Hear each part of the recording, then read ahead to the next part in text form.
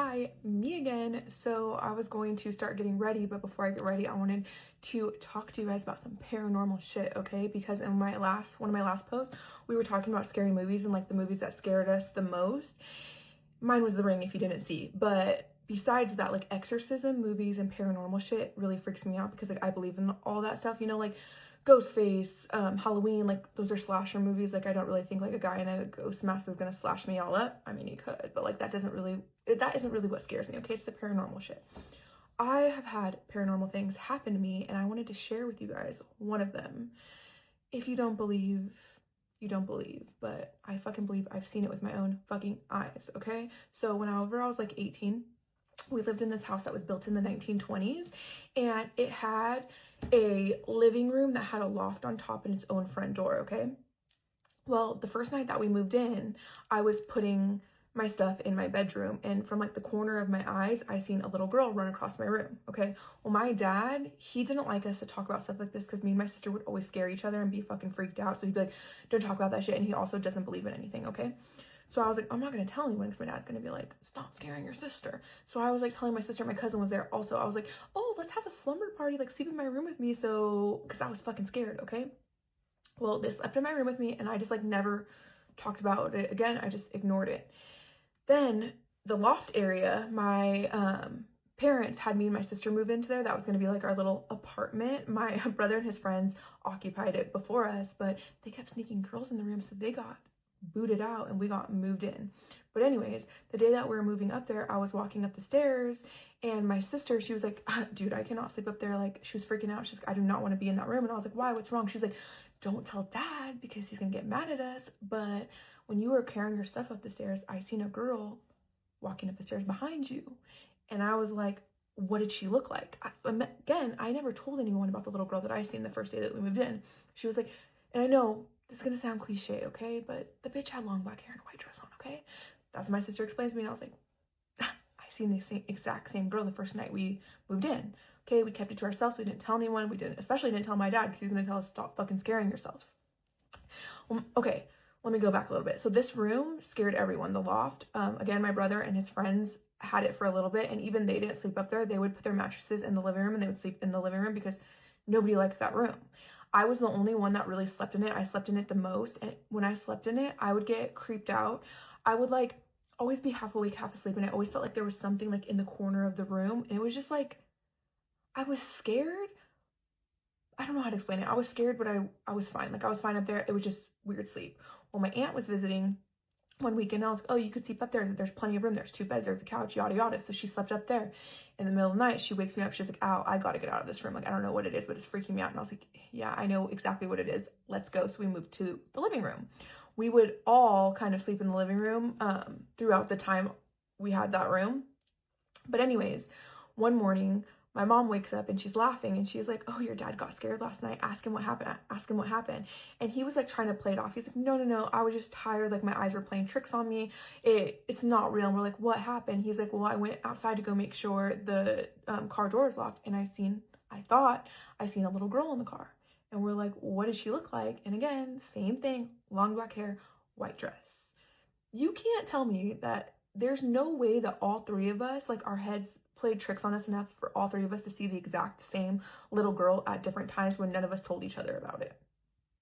Okay, that's some paranormal shit right there. Anyways, I just want to share that with you guys.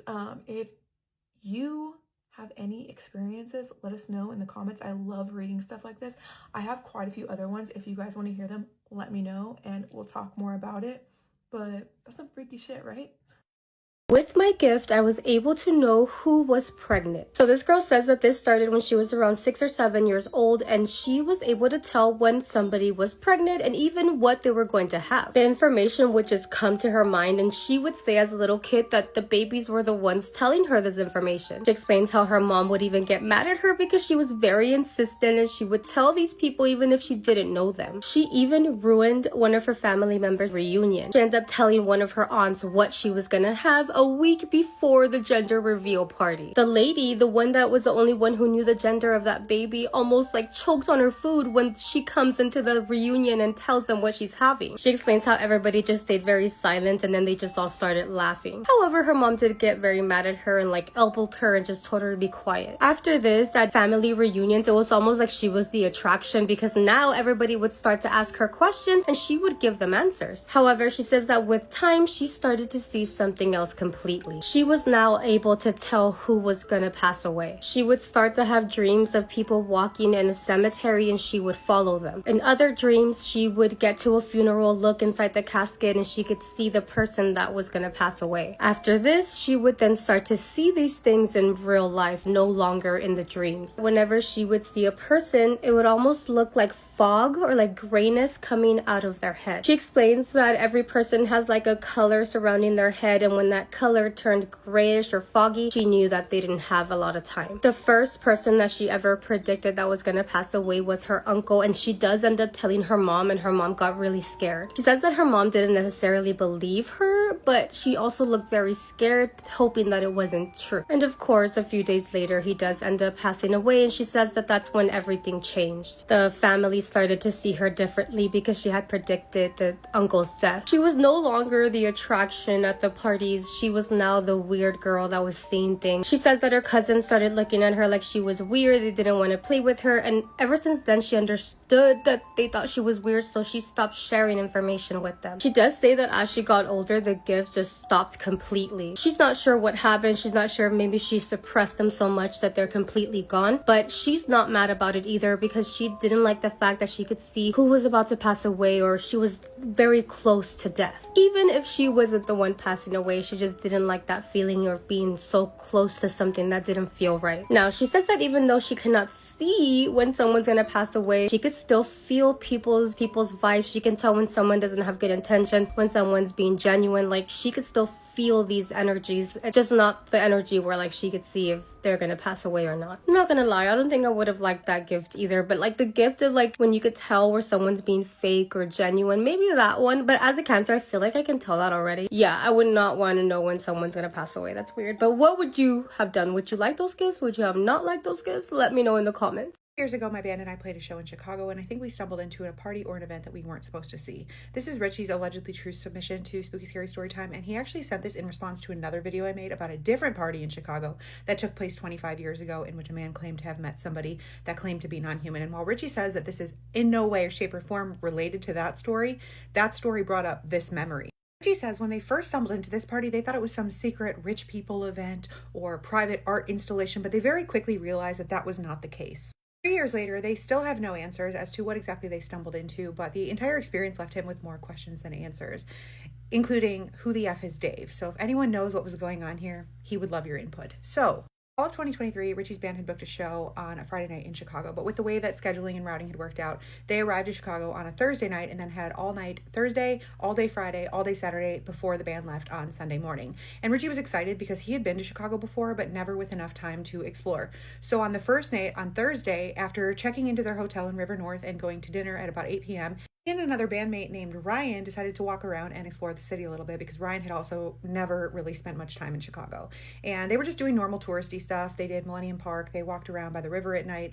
And around 10 p.m. or 10:30 maybe, they come across a building that seems to have some kind of rooftop party going on. It was a high-rise. It was a little bit off in the distance. And from what they could see, it seemed to be somewhere that people wanted to be. They could see silhouettes moving around on the patio. There were lights flashing, and they both thought it seemed like the place that rich people would hang out after work. They weren't sure from where they stood if it was a rooftop bar, if it was a party, but immediately Ryan looks at Richie and he's like, dude, we have to go to that party. And Richie agreed. They had nothing else to do anyway. So they walk a few blocks and they get to the building that it appears that this party is happening at. And outside is weirdly quiet. There's like no line or doorman or even signs indicating that there's a rooftop bar. Outside just appeared to be a normal office building or maybe a residential building, but the doors opened as they walked up, and inside was this huge marble lobby that was pretty much completely empty besides a security desk with one security guard that was sitting there, but he was on the phone. He barely even looked at them when they walked in, and behind him was like a bank of elevators. He said there were probably 6 to 10 elevators, and then they noticed that to their right there were 2 additional elevators, and so they walked to the elevators on their right where there's no security that they have to bypass, and they pushed the button to get up. Push the button to get up, which he said the top floor was 44.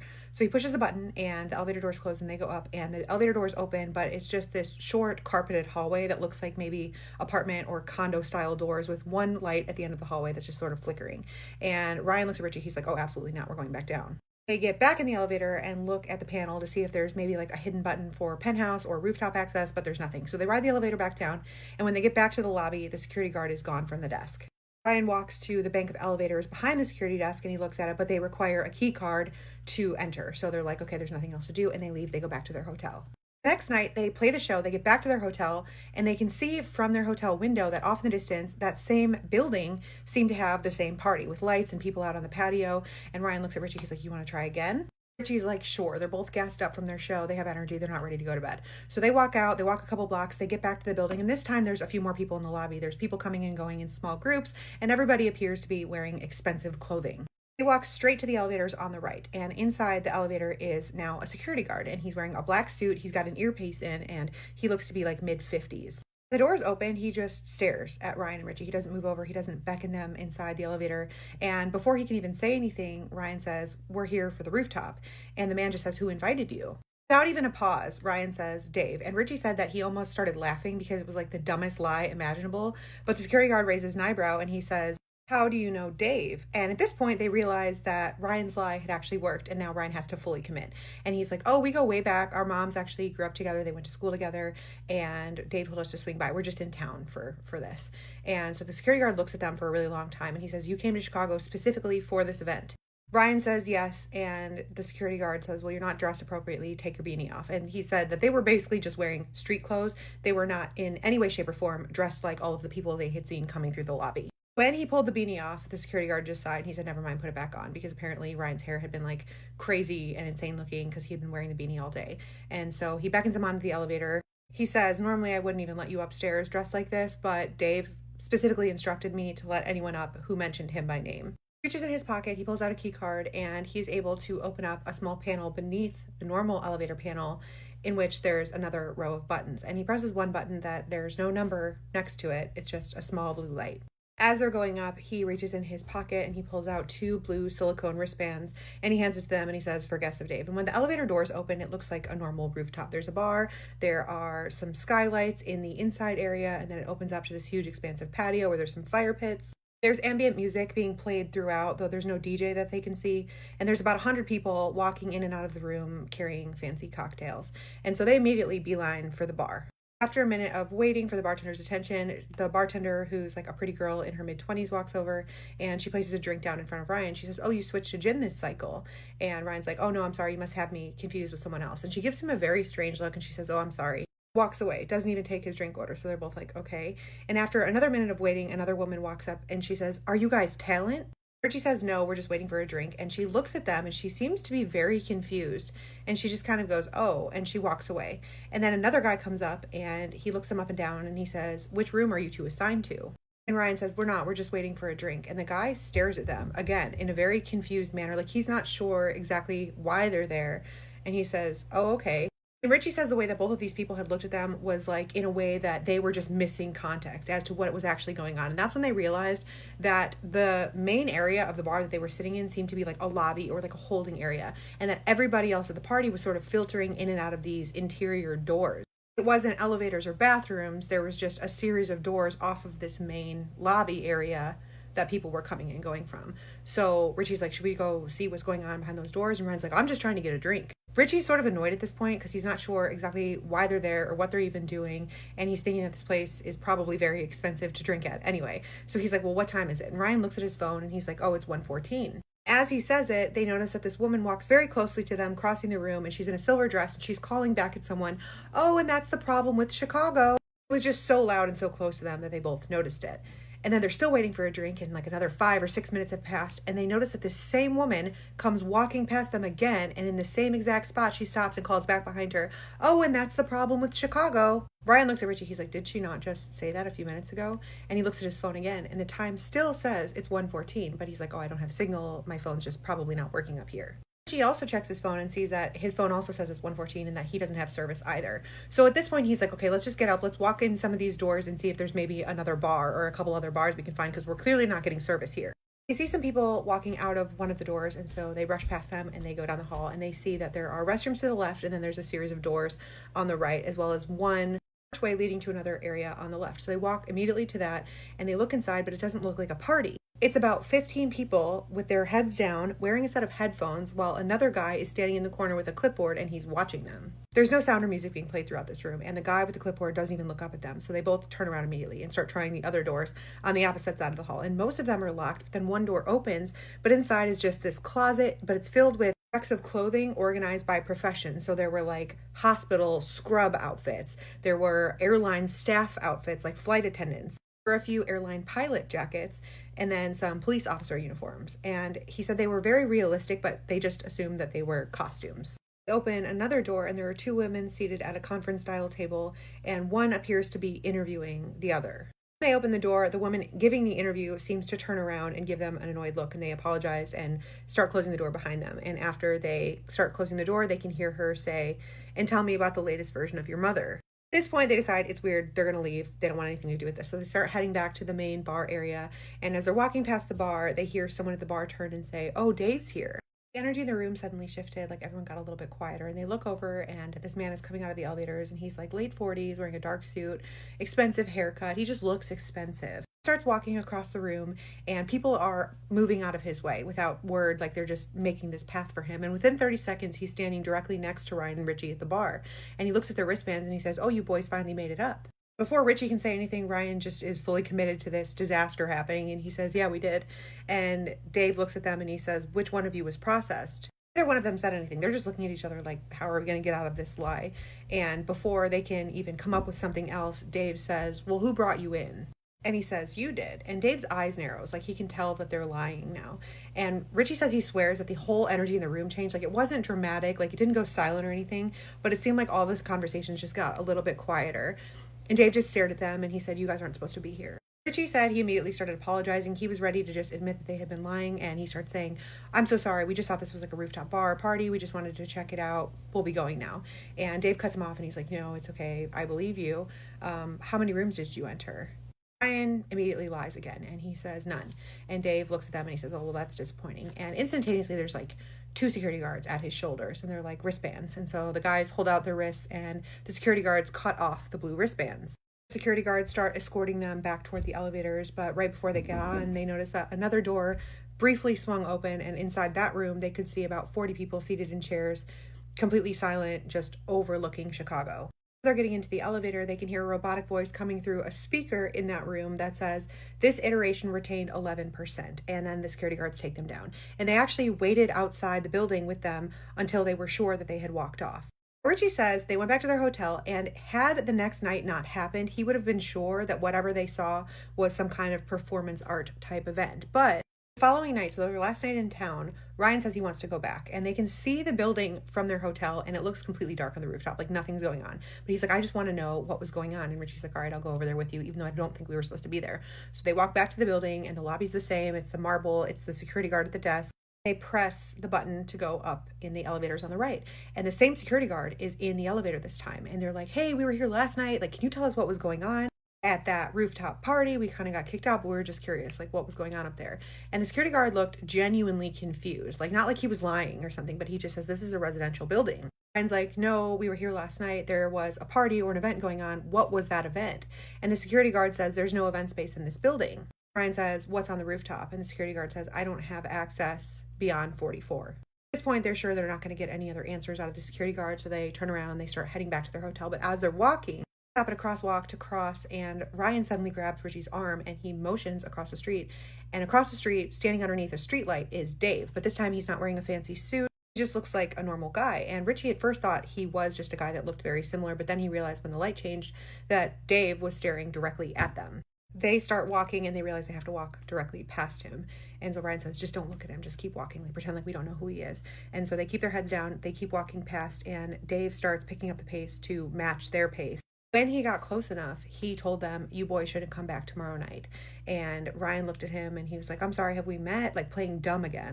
Then he looked at Ryan and he said, "You lied very convincingly for someone who's never done it before." And so finally Ryan looks up at him and he's like, "Okay, well, what was that place?" And Dave just looks at him very confused and he says, "The rooftop." Ryan's like, yeah, well, obviously, but what was the event that was going on there? And Dave seemed confused for the first time. Like, he wasn't sure exactly how to answer the question. And then he said, you weren't there long enough for it to matter. He starts walking off in the opposite direction down the street.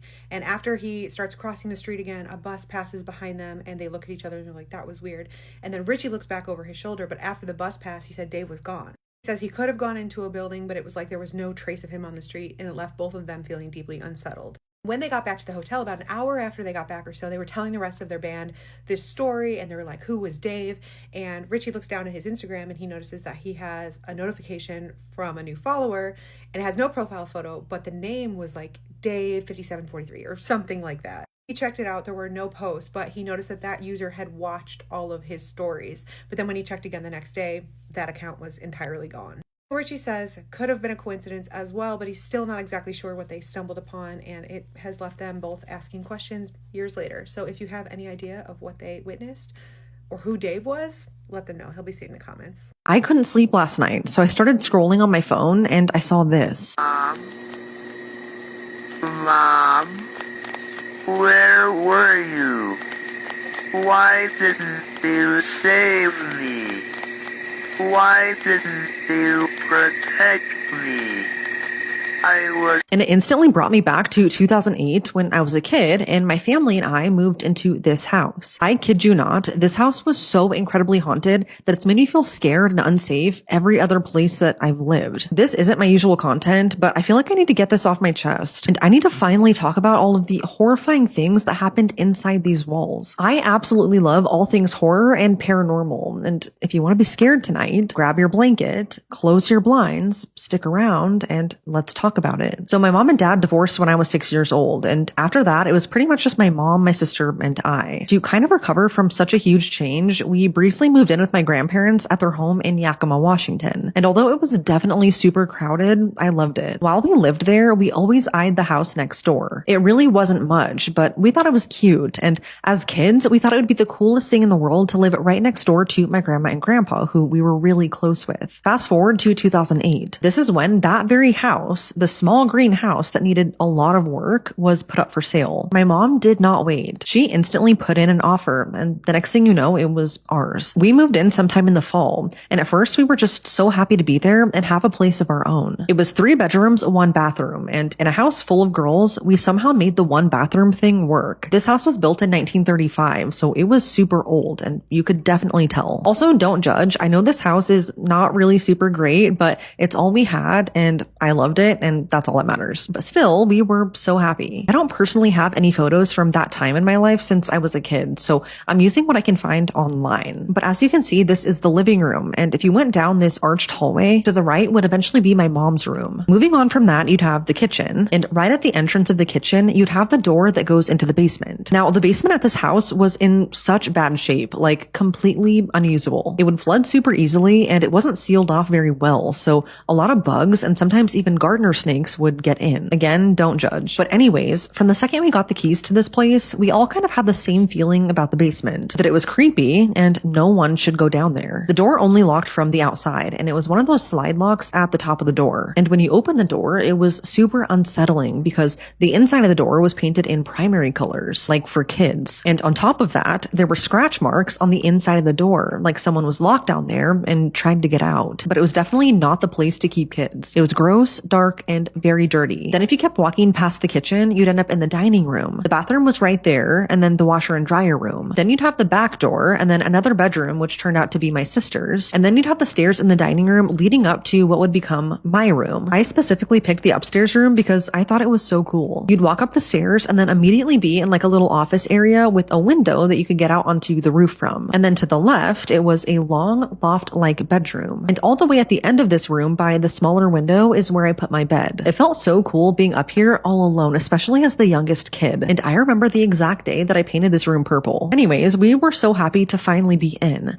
But things started immediately happening that made the hairs on the back of our necks stand up. I remember one of the first few nights that we stayed in the house, and we all went to bed like normal. But the next morning, I woke up and went into the bathroom, and I saw something laying in the sink. It was an old, rotten tooth that didn't belong to any of us. Like, no one had unknowingly lost a tooth, and even if we did, this tooth tooth was super old and very rotten, and it definitely wasn't there the night before. It was super creepy. But we pushed this out of our minds and continued on. When we lived there, we had 3 cats and a toy poodle named Charlie, and like I said, my grandparents lived right next door, so we all felt safe. The house wasn't in a good neighborhood by any means, but we had each other. As weeks turned into months, we noticed cold spots all over the house, and there were certain areas that smelled really bad, like rotten meat. It was horrible, but we brushed this off as the house being old and maybe just having weird smells. One thing that I very clearly remember is the fact that none of my animals liked the basement either. They would all sit in a circle pretty much and just stare at the basement door. My cats would hiss and my dog would growl, and it always just felt like someone was in the basement trying to get out. We tried to ignore what was happening, but it didn't take long for my grandparents to begin noticing too. When my mom was working, my grandma was always over helping take care of us. And to put it into perspective how close we were, we actually installed a gate in her backyard fence so that we could go to each other's houses whenever we wanted. One morning, my grandma came over to the house when we were at school and started making food for my cats. She had her back turned to the hallway leading into the living room when all of a sudden she heard this in her right ear.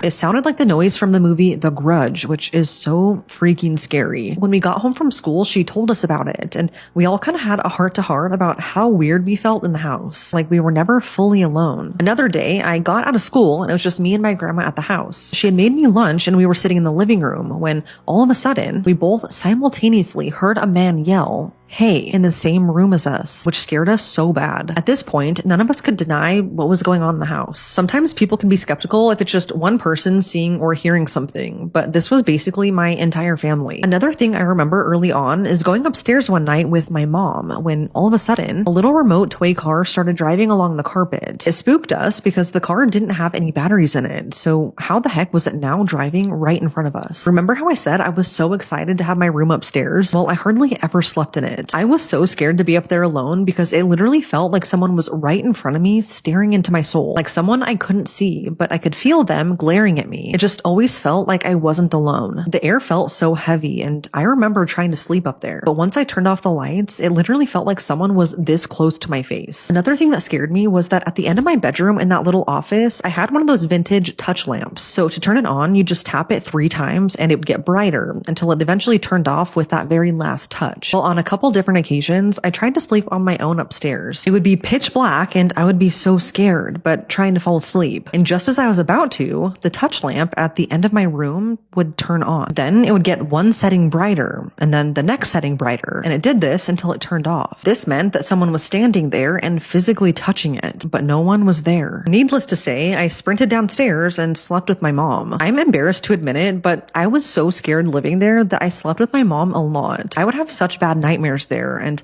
one night I had the most vivid nightmare that I've ever had. Like, it was the scariest and most disturbing dream ever, and it felt so real. So when I woke up in the middle of the night in tears, I ran to my mom's room and woke her up. She was able to calm me down, but just as I was about to fall asleep, her TV turned on and started blaring static. It freaked all of us out. Another one of my earlier memories in the house was one day in the summer, and I must have been around 12 or 13 years old. It was right around the time that my mom would get home from work, and I was home alone at the time. I was doing my hair in a mirror that we had in the kitchen when I heard what I thought was the front door opening, and then I heard someone walking into the hallway. I assumed that it was my mom because that's when she would get home from work, and I heard this person slam something down on the desk in the hallway right in front of my mom's room. I thought it was her purse, so I said, "Hey mom," and my mom yelled back a quick, "Hey." So I kept talking to her, not thinking anything of it, but as I waited for her response, I got nothing. So I walked into the hallway, but no one was there. No purse, no mom. I was just all alone. So I walked up to the front window, and as I did, I watched my mom's car pull into the driveway. That entire time, she wasn't home,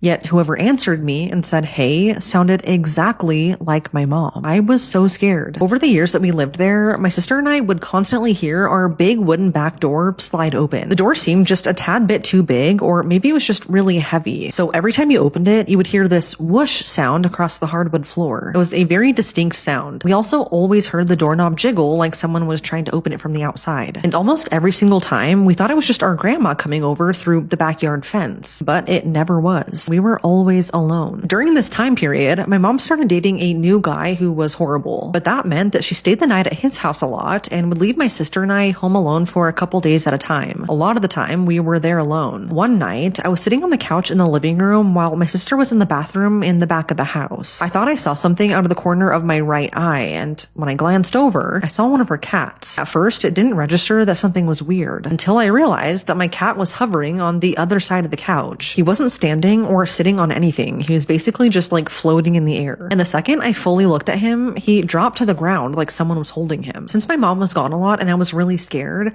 at some point I started sleeping in my sister's room with her. I blew up a twin air mattress and set it right next to her bed. One night, again, we were home alone and getting ready for bed. My sister was already in her room waiting for me, but I was getting something out of the kitchen. As I made my way through the dining room to get to my sister's room, I heard footsteps literally right behind me. Like right after every step I took, I would hear another footstep coming up right behind me. I froze out of fear and curiosity. And as I stood there in complete silence, just waiting to see if anything would happen, a calendar that we had hung up on our wall in the kitchen fell to the ground. So I sprinted into my sister's room and slammed the door. Growing up, my sister and I loved horror movies and ghost movies. So whenever stuff like this happened, we were of course scared, but at the same time, we kind of laughed about what was happening. Nothing had hurt us. It was just scary. As I got a bit older, I must have been around 15 or so at the time, I eventually moved into my mom's old room and she took mine upstairs. I was too scared to sleep up there and she didn't care. So one night I stayed up super late in my room and I was doing my makeup in my floor mirror. And then I took a series of mirror selfies because I thought I was cute. But later that night, just as I was about to go to bed, I started looking at the photos that I had just taken and something stood out to me. Starting at this AC unit, a cloud of black smoke hovered above it. And with each picture that I took, this cloud of black smoke would move just a hair until the very last picture where the ball of black smoke was now hovering over my face, which distorted one of my eyes. It freaked me out because there was no smoke in my room and I just couldn't explain it. When my sister was in high school, she was in jazz band. So during the week, my mom would have to take her to school an hour before it actually started so that they could practice. Well, one of those mornings, that's what took place. So I was at home alone getting ready for my school day, just waiting for my mom to come back. During the 30 minutes or so that she was gone,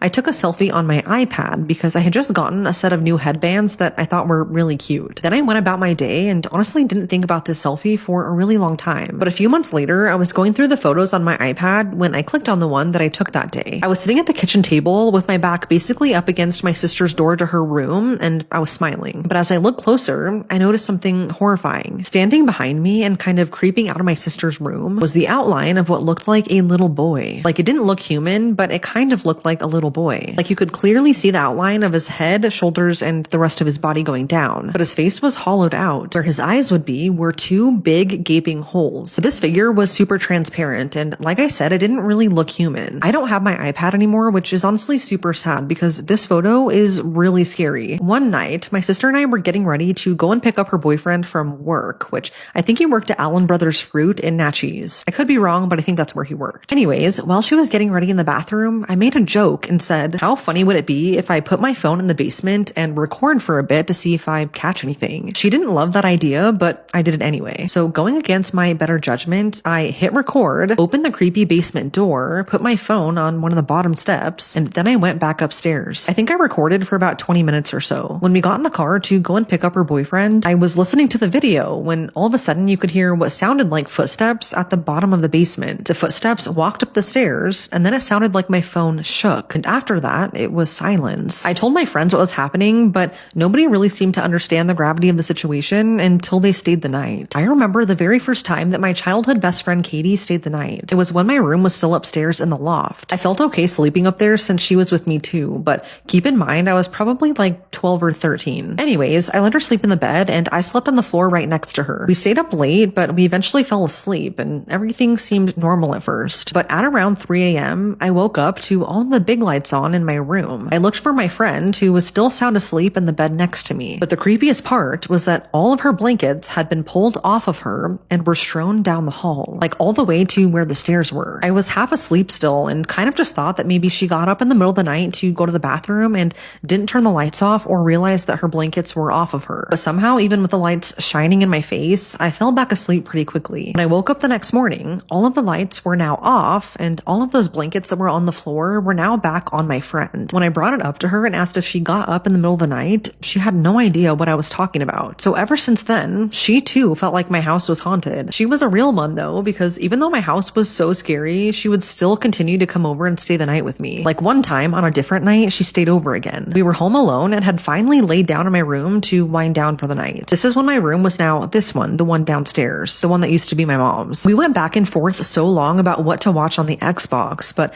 eventually we settled on A Haunting, which was one of my favorite shows growing up. Within minutes of turning this on, we heard glass shatter right outside my bedroom window. At first, we actually thought that someone was trying to break in. I didn't live in a good neighborhood and we genuinely heard glass shatter. I then realized that I never locked the front door, so I crept out into the kitchen, grabbed a knife, and then made my way over and locked the front door. But we couldn't shake the feeling that someone was there with us, so I called my grandma and grandpa who were right next door. And as they were investigating the house, they saw that the light right outside my bedroom window was smashed and shattered, but it was just us there. Another time I had a few more of my friends over, and this time it was during the day. We were all in my tiny little bathroom trying on some new dresses that we just got. And as we were doing this, it sounded like my back door opened and then someone sprinted and stomped into the house and then down the hallway. I thought it was my sister who was next door at my grandma's house. So I called out to her, but I got no response. I slowly made my way into the dining room with all of my friends behind me, but we weren't the only ones there. It was just me and my friends, but we all heard it too. A couple of my friends were so scared that they never stayed the night at my house ever again. Another incident happened when a few of my other friends were staying the night. I don't think we were home alone when this happened, but I think my mom was sound asleep upstairs. So that night, we were all in the living room going back and forth on what movie to watch. I begged them to let us watch 1408, which to this day is one of my all-time favorite horror movies. And to my surprise, they said yes. Once the movie was over, I realized that one of my friends named Maddie was sound asleep on the couch. Maddie was a super heavy sleeper. Like you could probably shove her off the couch and she wouldn't wake up. So my other friends and I decided to leave her on the couch so that we could go to sleep in my room, which was right down the hall. But before we did, we all thought that it would be a spooky idea to set up a camera in the living room kind of pointed at Maddie, and you would get a big view of the hallway leading into my bedroom. We wanted to record all night in hopes of catching something, because at this point, everyone knew that my house was haunted. So we did exactly that. And Maddie, if you're watching this, I'm so sorry because I remember you getting so mad that we did this to you. Looking back, that was honestly such a scary thing to do. So we hit record and went to bed, and when we woke up the next morning, we looked at the footage, and sure enough, we did catch something. A shadow was caught walking in the hallway by my bedroom door, and then it slowly passed and looked like it was standing over my friend, Maddie. The shadow would go back and forth all night until it eventually disappeared. Sometimes late at night when I was home alone, I would hear what sounded like my back door opening, and then my grandma saying, "Hi, Cordy," which is what she used to call me. So I would say hi back, but she never responded. When I would get up to look for her, she was never there. I would then text her to see if she just came over, but she would always say no, and that she was at home. I think one of the scariest things to ever happen to me inside that house was one night when I was again home alone. My mom was at her boyfriend's and my sister was out with friends or something. At this point in time, I was sleeping in her bedroom with her, and I had just laid down to go to bed. I plugged my phone in and slipped it underneath my pillow like usual. And just as I was about to fall asleep, I heard this crazy, hysterical laughing coming from my living room. Like it was a continuous, maniacal laugh, like something you'd hear out of a horror movie coming from my living room. I'll see if I can find something similar and put it in here.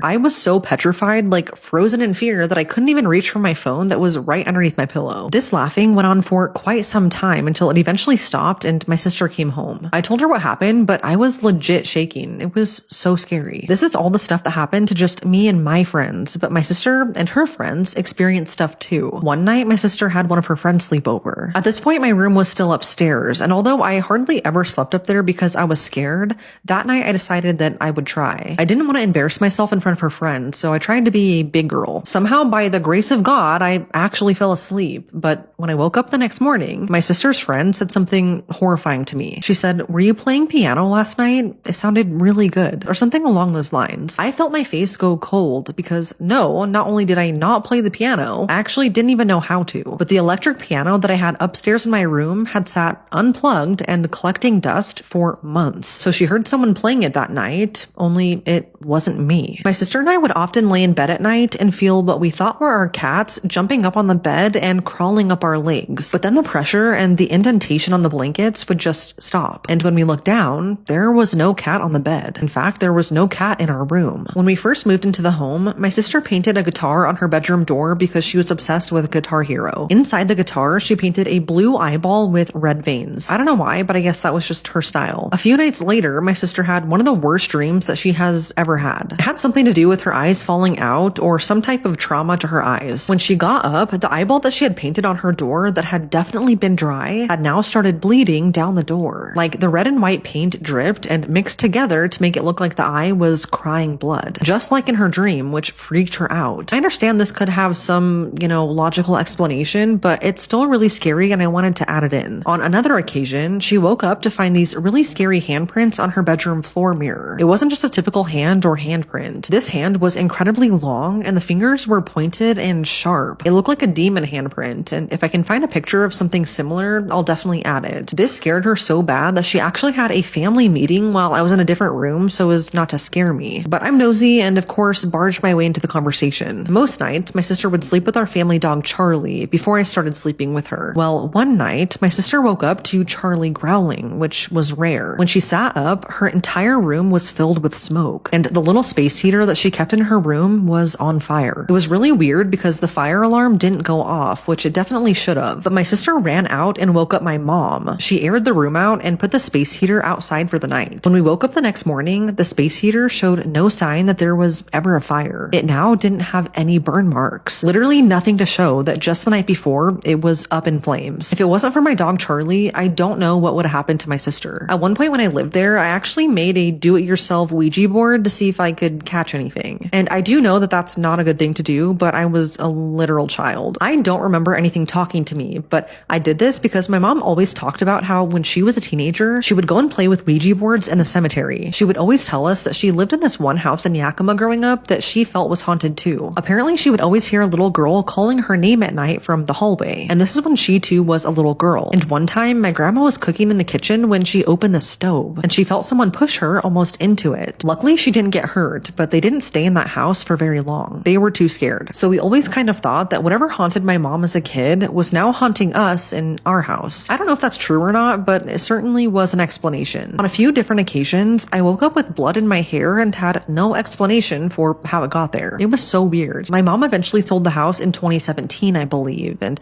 I haven't stepped foot in it since. All I know is that that house scared me really bad, and it's made me feel unsafe and scared in every house I've lived in since. Not long after selling that house and moving out, I was visiting my sister in her old house. At this point in time, we were now both adults, like 18 and 20 years old, and this was a completely different house, but still in Yakima. Anyways, we were watching a movie on her couch. I was laid out on my back, and she was laying down across the couch on her side with her head in my lap. And like usual, every time we go to watch a movie together, she fell asleep. I guess I did too, even though I'm like 99% sure that what I experienced was sleep paralysis. I just remember laying on my back and my eyes starting to close, and then all of a sudden my eyes shoot open, but I'm unable to move. I see a woman on my sister's ceiling just smiling and staring at me, but I physically cannot move. I'm trying with every fiber of my being, but I'm literally stuck there. I remember feeling like I was sinking into the couch, kind of like in that movie Get Out where he goes to the sunken place. Anyways, after a while of this feeling like I'm sinking and can't move, I finally break free, and my whole body jolts up and actually jumps over my sister's ottoman. This ends up waking her up since she was laying in my lap, but I was so scared that I told her what just happened. We kind of brushed this off and thought that it must have been a dream, but it just felt too real, and honestly, I still think about it. And ever since then, I don't sleep on my back because I am terrified that it's going to happen again. I don't know if this was connected to my haunted house, but it was still really scary. Anyways, when I saw this video on Instagram, it instantly brought me back to this time in my life. It was horrifying, and I can confidently say that my childhood home was haunted by something real and something really sinister. I feel okay now, but I just moved into a new build, so there shouldn't be anything here to haunt, unless it's me that's being haunted. But I don't want to think about that. Anyways, have you guys ever lived in a haunted house? And if so, please tell me your stories. What would you do if you were driving home alone late at night and then saw yourself standing barefoot in the middle of the road ahead?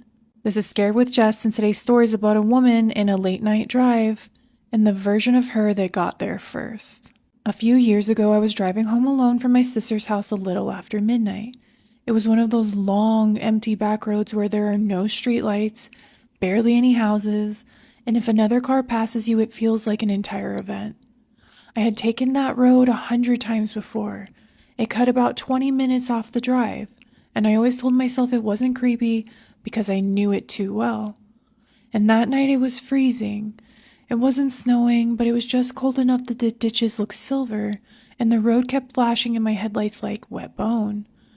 I had music on low and the heat running, and I remember feeling tired in that dangerous way where your mind starts slipping for half a second at a time. And then I saw someone in the road, far ahead at first, just a person-shaped figure standing dead center between the lines.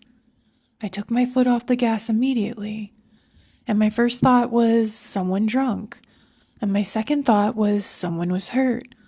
Something bad enough that somebody ended up walking the road alone barefoot in the middle of the night. And then I got closer, and I realized it was me. Not vaguely like me. The same height and hair, the same coat I was wearing that night, barefoot in the road, smiling and holding something dark and wet in both hands. I slammed on the brakes so hard the car fishtailed a little. And by the time I stopped, she was maybe 30 feet in front of my headlights, still smiling and not moving. I remember staring so hard my vision almost stopped making sense. My brain kept trying to force it into something else. Another woman, a trick of the light, exhaustion, anything. And then the thing in the road tilted its head exactly the way I do when I'm trying to read something from far away. And that was what broke me. I locked the doors, not because a locked door was going to help if I was really looking at some version of myself standing in the road, just because it was the first thing my body knew how to do. I grabbed my phone and thought about calling somebody, but who was I supposed to call? Hi, I'm on County Road 8 and I'm looking at myself. While I was still trying to think, she lifted one hand and gave me the smallest little wave. The other hand was still holding that wet thing against her stomach. I flashed my brights at her, and she didn't blink or flinch. And in that brighter light, I finally saw what she was holding. It looked like hair. Long, dark, wet, gathered up in one fist like it had been cut off with whatever scalp or skin still clung to it. I made this awful sound out loud and threw the car in reverse, and she laughed. I couldn't hear it through the glass, but I saw it in the shape of her mouth. And then she started walking toward me. Not fast, but barefoot and calm, like she knew exactly how terrified I was and wanted to take her time with it. I reversed so hard I nearly went into the ditch. I straightened out and then whipped the car around and drove the other direction. I don't care how dramatic that sounds. I left. I drove 10 miles over the limit all the way back towards the highway, shaking so badly I could barely keep the wheel straight. I kept checking the rear view, expecting to see headlights or her running or something impossible in the back seat, but nothing. And by the time I got to a gas station near the interstate, I was crying hard enough that the cashier asked if I needed help. I told her I had almost hit someone, and that was the only version I could say out loud. I stayed there for nearly 40 minutes. I bought water that I didn't drink, texted my sister to tell her I was coming back because I didn't want to be alone. And then, like an idiot, I checked my maps to see whether there was another way around that road. And there was. Longer, but safer. So I took that. And for a while, I actually started convincing myself I had imagined the worst part of it. Maybe it was a woman in the road. Or maybe the thing wasn't hair at all.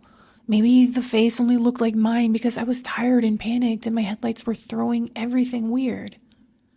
And then I got a photo alert on my phone. I keep one of those cheap dash cams in my car because my dad made me buy it after I got rear-ended once. And I had forgotten about it completely. The clip had saved automatically when I slammed on my brakes. I should have deleted it, but instead I watched it. The footage starts with the road empty except for the figure ahead, and then the headlights hit her more fully.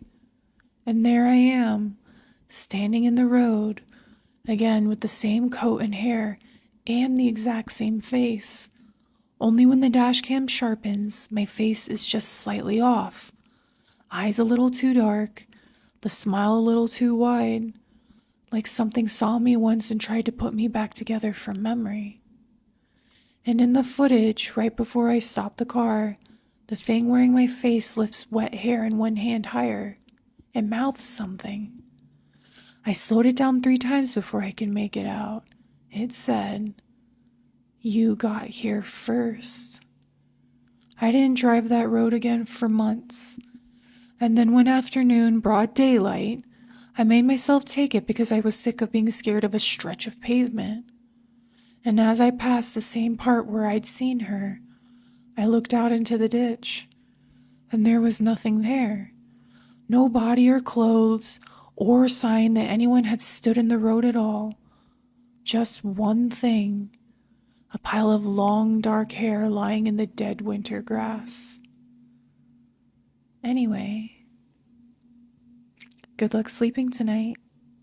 Tonight's true story comes from Vicky, and it's called The Night We Almost Woke the Dead. Growing up around Chattanooga, you learn pretty quickly that our history runs deep, and so do our traditions. But there's one night from my youth I will never forget. It was back when my dad passed away. In those days, things were a little different. When someone passed, the family didn't just leave them at the funeral home overnight. It was tradition to stay late, or even spend the night right there with your deceased loved one so they weren't left alone. Now, I can attest to this. I've actually been to a few of these where we sit with the dead, is what we call it, sitting with the dead. Anyway, my mama was up at the funeral home staying with Daddy, so my cousin came over to spend the night with me. We were completely alone in this massive old 2-story house. If you've ever been in a big old house right after a death, you know the atmosphere. The walls themselves just feel heavy and creeped out. Late that night, my cousin and I were sharing the bed, just trying to get some sleep and block out the quiet. Suddenly, out of the dead silence, we heard it. Creak, creak. It was coming directly from Daddy's bedroom. Now, I don't even know how to fully explain what happened next, but the moment we sat up straight in that bed, our bodies took on a mind of their own. Every single time that floorboard made a beat, creak, creak, our necks and heads jerked perfectly in time with it, turning towards his door like a couple of startled old banty roosters. The fear hit us so hard it turned into an absolute fistfight. We weren't trying to investigate. We were fighting over who was going to get out the back door first. By the time we hit the yard, our legs were completely outrunning our bodies, just trying to get to the safety of the car. Mama and my aunt came home right around the time we heard it, and bless them, they didn't discredit us. But after a scare like that, the absolute last place we wanted to go the next night was the funeral home. But it was tradition, so we had no choice. The next night, several of us cousins were bundled up together on the couches in the funeral home, packed tight for safety. Around midnight, the room was dead silent, dark and heavy. Tap, tap, tap. A sudden sharp knock hit the funeral home window right next to us. We lost our absolute minds. It was total chaos, kids screaming, crying, and falling all over each other in the dark. It is a miracle from God we didn't wake the dead or fall headfirst right into my daddy's casket. As we were scrambling in a panic, we looked up at the glass. There was my other aunt outside. She had ducked down low out of sight, popped her head into the window, and was just standing there laughing her head off at us. It was terrifying, but honestly, it broke the heavy silence in that room when we needed it most. To this day, we never did figure out what that creaking noise was in the old 2-story house the night before. time has passed now. Most of the people from that night are gone, and I'm the one left telling the story. But that is one funeral we will definitely never forget, dead or alive. We could have woke the dead that night with all that hollering. Now, that was a great story, Vicky. Thank you for sending it. And that's been Jay's Haunted Appalachia for tonight. Keep sending me those stories and those suggestions, guys. And keep Appalachia haunted, y'all. Guys, this story is freaking crazy. So this woman, Wendy, messaged me with this story, and I had questions, but she didn't get back to me yet, and I'm too excited to just share it. So if there are updates, I will let you know. So Wendy is from New South Wales, Australia, and she is currently on a road trip with friends. Wendy's friends' names are Isaac, Penelope, and Atlas. She said this is a 2-day drive, and their plans are to go stay at a campsite for 8 days. So it's starting to get dark on their trip because she said they left really late, which was a big mistake. They were out in the countryside, and the nearest hotel was about 4 hours away. So she sent this email in to me while they were at this hotel that they did make it to.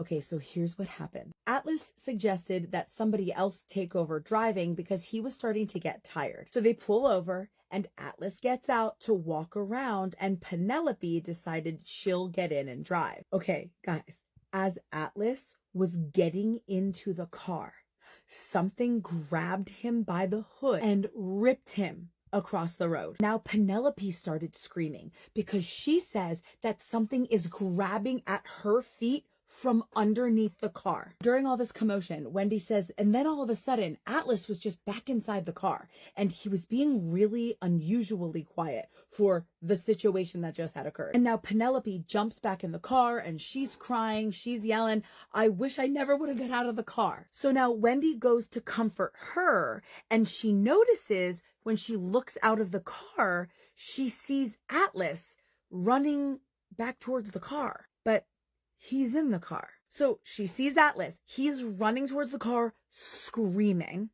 And then she looks back at Atlas in the car. She said what she thought was Atlas was just grinning at her. She said his smile was so unnaturally wide, it looked like something was pulling its mouth open on both sides. So now you have to remember, all of this is happening so fast. And so now the real Atlas yanks the door open. And Wendy says before whatever this thing impersonating Atlas just vanished into thin air, it said in the most horrifying voice, 6:38. I wish I could do a more horrifying voice, which Wendy says 6:38 was the exact time that they all left. So remember, this thing just vanishes, and she was thinking she doesn't think anybody else saw it. So everyone was already freaked out enough. She didn't even mention it or say anything. So they make it to the hotel, and she said that the moment they all stepped foot in there, they all just kind of said together in unison that they feel like something is watching them. And so their first instinct was to kind of laugh it off, but no, they were not able to make any light out of this, considering what just had occurred. So Wendy says, I'm writing this as I am lying in the hotel bed, also talking to friends. She says Isaac was currently getting them their dinner from inside the hotel cafeteria, and he was messaging with them on their group chat. And he said, all the people working in the cafeteria look exactly the same. And she just ends it abruptly, saying, I don't know what to do about this. If somebody has any advice, please tell me. Now, guys, obviously, Australia time is a lot different. She actually messaged this to me 5:00 a.m. my time. I didn't even see this email until middle of my day today, which I'm talking about Saturday, midday Saturday. I am only getting to post this right now, and I feel so bad because she really wanted advice. If you guys could jump in the comments and let her know your thoughts, I know she's going to be in there reading them, albeit too late maybe. Anyway, they've got a little bit of a journey to go. I don't know how they're going to fare camping out for 8 days after all of this went down. Oh my goodness. I don't know. I might have to end the trip. Anyway, if she sends me any updates, I will definitely keep y'all posted. So let me know your thoughts in the comments. I'm sure she's going to be looking. And hey, as always, if you've got a creepy story of your own, you got to send it in. And if you're new here, stay tuned for more creepy story time. Scary Story Time Appalachian Mountain Edition at 5 a.m. Okay. Have I been up all night? Yes. Let's just do a little bit, get your money's worth, and let it drain. Because I'm trying to make like a beaded slime. Now, Kyle, he was a camper. He loved hiking, he loved camping, he loved all of it. I put like beads in this bowl and very little slime because I want to make like a bead slime. So yeah, like I said, Kyle loved hiking. And he especially loved hiking and camping with his buddy, Brandon. Brandon wasn't really a camper. It kind of freaked him out. Why is my camera doing that? I'm gonna crash out. But Brandon decided to go along with the hike because it was Kyle's birthday. So he was like, you know what? I guess I'll hike with you. Yeah. They get to their campsite, they set up camp, and they're having a nice time all day. Like, they're right by a river too, so it's really beautiful. Now, Kyle and his buddy Brandon, they get in their tent, and as they're about to go to sleep, this is when they hear like millions of footprints, like millions of them. They hear people talking by their campfire, all right? Talking by their campfire, and then suddenly their campfire goes out, all right? No idea, it just goes out. So at this point, Brandon and both Kyle are up and they're freaked out, especially Brandon because he's never went camping before, hiking, none of this, and he's just doing this for his best friend, and look at where it landed him. Now, wait, this is coming out exactly how I wanted it to. It's so pretty. Anyways, now Kyle wasn't the one to play. He had a loaded pew-pew on him at all times, especially when he went out camping solo. So when they heard all these footprints and they heard people talking by their campfire in a language they couldn't understand, Kyle literally said, "Go away right now or I will pew-pew you."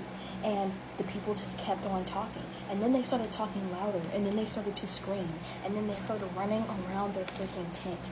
I have goosebumps.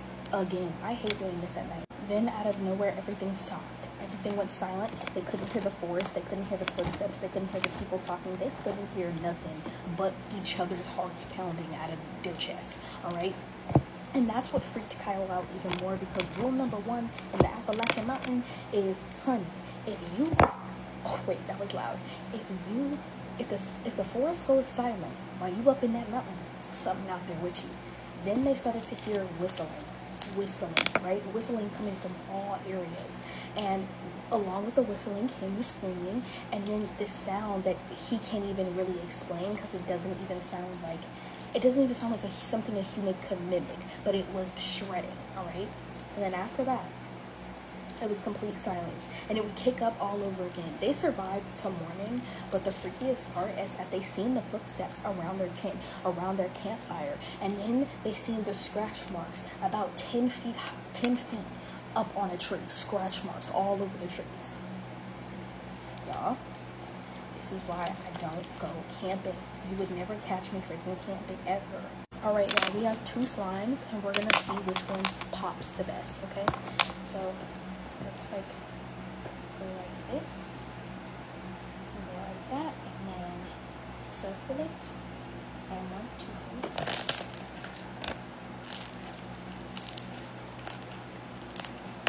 That was like really good. And then we're gonna do it another way so we can like judge them in 2 ways. Now we're gonna do this way, stretch, and then we're gonna kind of like fold it like that. All right.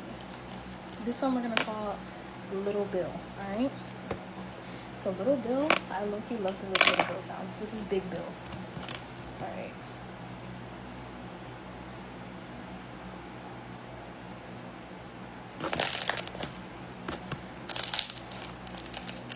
Okay. It's still going. So, okay, I love Little Bill, but Big Bill got that one. So now we're gonna do this one. Alright. How did I do it last time? Oh, I did like that.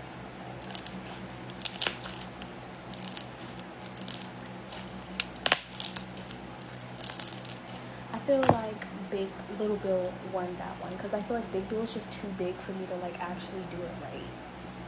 So yeah, he's just too big. The slime is so pretty. Oh my gosh. So my favorite one tonight definitely has to be this one. I think I just like the color. So yeah, this one's like so tiny. I really wish I could put it in the squishy, but that's the end of the video. So bye guys. What do you think about imaginary friends? Now, is it just someone's playful imagination? Or could it be something more, like a ghost? Now, there was a story out of Seattle, Washington. There was this man named John. John lived with his 10-year-old son in this small little home outside of Seattle. And his son loved to collect teddy bears. And he had this huge collection that he kept on one corner of his room. Well, one night, John is asleep in his bed, and he's awoken to the sound of his son talking. And he can hear him in his bedroom having a full-on conversation with someone. So John gets up out of bed, and he walks to his son's room, and he asks his son, what are you doing? Why are you up? Like, who are you talking to? And he says, Dad, I made a new friend. His name is George. And he said, you made a new friend? What do you mean? And he says, I made a new friend. He's over there. His name is George. And he pointed towards his teddy bears. So his dad's like, okay, whatever, but you need to get to bed. So John goes back to his bedroom. And for the next couple hours, he continues to hear his son having this full-on conversation with what he thinks at the time is an imaginary friend. Now, for several weeks, his son keeps talking about this George, this man that he talks to. And he says he's this very tall, scary-looking guy. And he said he makes him laugh, but he sometimes scares him. At this time, John thinks, he just has an active imagination. He'll get over it. But then one night, his son's having this conversation for like hours. And John's like, okay, this is enough. This is getting ridiculous. He needs to go to bed. So he gets up and he goes into his son's bedroom. And he tells his son, look, you need to cut it out with this George stuff. You need to go to sleep and stop staying up all night. George is not real. And he goes, yes, he is, Dad. He's standing over there. His dad goes, what are you talking about? And he said, he is over there. And so when his dad turned his head and looked, he sees standing behind the teddy bears this very tall, scary-looking man. And instantly, he switches on the lights. And he runs over to these teddy bears and he starts ripping them apart looking for this guy because he thinks there's someone in his son's room. But it is absolutely empty. There is no one in there. So he grabs his son and they leave the house and they never returned. There was another famous case out of Los Angeles. There was this woman who had 2 daughters. And the youngest daughter had this imaginary friend. She said his name was David. And she would tell her mom, that David was her friend. He was an older man, and he would constantly come and visit her. And at first her mom, thought this was just something playful, and it was nothing to worry about. But then she started to talk about this guy all the time. So one day they're sitting in the living room and she sees her daughter talking to someone at the end of the couch, but there's no one there. So she goes, honey, who are you talking to? She goes, it's David. And she goes, David's here right now. And he says, yeah, he's standing right next to me. And she goes, okay, well, ask David why he's here. What does he want? And the little girl responds, well, he said he lives around the corner. And he said one day he just started to notice that people couldn't see him. And he would walk all around town and nobody could see him or hear him. But then one day he walked past our house and he seen me and I was able to see him. So he came to talk to me because I was the only person who could see him. And he said he lives in this house around the corner. He has a wife, and he wants you to tell his wife that there are these insurance papers up in the attic. And so, this woman's kind of like, what? Like, what's going on? So she takes her daughter around the block to this house that her daughter describes. And when she goes up to the door and knocks, an old lady answers. And she says, excuse me, like, do you know a David? And she goes, yeah, that is my husband, but he passed away a year ago. And so she tells her the story about her girl talking to this David guy. And she tells her how he said he wanted her to look for these insurance papers. So this old woman goes up in the attic, and sure enough, she finds the insurance papers that she had been looking for. And the mother realized that her daughter's imaginary friend was actually a ghost. The thing with mimics is a lot of people don't even realize that they have encountered one. It's only until later, when they kind of piece things together, that they realize maybe that person wasn't real. Now, this is a story out of Los Angeles. There was this older man named Sam, and Sam had this very large house. He decided, since he had all this space, that he was going to look for a roommate. So he puts an ad in the newspaper, and he ends up finding this young med student who is going to med school and needed a room. So he decides to rent to this girl, and she moves in. After a few months of living together, one day his roommate says, hey Sam, when you got a moment, can I talk to you? And Sam says, well, I got a moment now, like, what's wrong? And she goes, well, I don't want to come off the wrong way, but your friend keeps scaring me. And he goes, what do you mean, friend? And she goes, well, your friend that you have over, like, I see him sometimes in the hallway walk into your bedroom. And Sam is like, I don't know what you're talking about. Like, I don't have any friends really, and I wouldn't have them over at the house. And she goes, no, you're tall, very tall and skinny friend, and that's kind of gangly and walks funny. I see him go into your bedroom. And Sam is just, really confused about who she's talking about, because he never had anyone over at the house. So Sam goes, well, what did he, what could you remember what he looked like? And she goes, well, it was too dark to see in the hallway. So all I know is he was just really tall and kind of walking funny. So Sam, just kind of is like, okay, I don't know what she's talking about. So the next night, Sam's in his bedroom, and his roommate, she comes in his room and is like, is it okay if I talk to you for a little bit? I'm kind of nervous about, yesterday talking to you and finding out you didn't have a friend that was coming over, because I've been seeing someone. And Sam's like, yeah, absolutely, that's all right.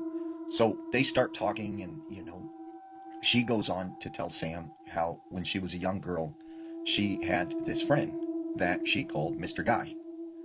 And she said Mr. Guy was this very tall, skinny man who would, play with her and hang out with her. And she said that, like, when she seen his friend, it reminded her of her imaginary friend, Mr. Guy. And so, like, they end up kind of connecting through her telling him about her childhood stories. So every night, this roommate would come into Sam's room, and they would talk for hours, and he enjoyed it because he was, alone. After a few months, she comes to Sam one day and says, Sam, like, I'm sorry to tell you this, but I'm going to be moving. My boyfriend has, a new house, and I'm going to move in with him. And so I'm sorry, I'm going to have to move out. And Sam goes, well, that's okay. You've been a really good roommate, and I really appreciate our talks every night. And she looks at Sam, like, kind of confused. She goes, what do you mean our talks every night? And Sam goes, well, when you've been coming in my room every night, and we've talked about your family and this and that. And she's like, I haven't been coming in your room. Like, I don't know what you're talking about. And, well, Sam goes, well, how do I know this and this and this from your childhood? And she's like, yeah, that happened, but, like, I don't know how you would know that, because I haven't been coming in your room talking to you.